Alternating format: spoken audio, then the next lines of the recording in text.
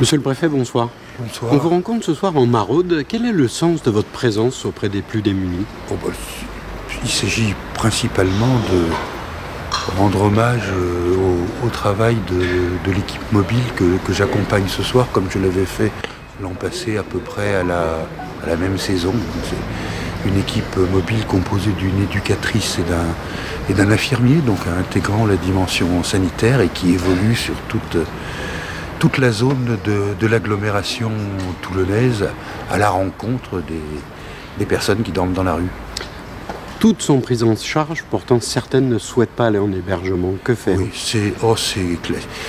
Quand les températures sont négatives, le dispositif dans ce département du Var est qu'on se donne les moyens de mettre à l'abri toutes les personnes qui souhaitent être mises à l'abri.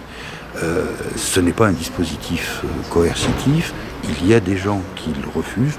Je crois que tel a toujours été le cas, tel sera toujours le cas. L'équipe mobile avec laquelle nous sommes ce soir distribue dans ces cas-là bonnets, écharpes, couvertures supplémentaires. Mais je le répète, on n'est pas dans un dispositif forcé et il y aura toujours des gens qui ne souhaiteront pas, pour diverses raisons, être mis à l'abri.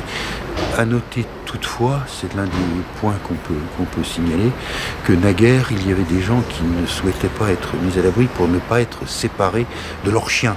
Chacun sait que dans les sans-domicile ou dans les sans-abri plutôt, souvent les gens ont un ou voire plusieurs chiens.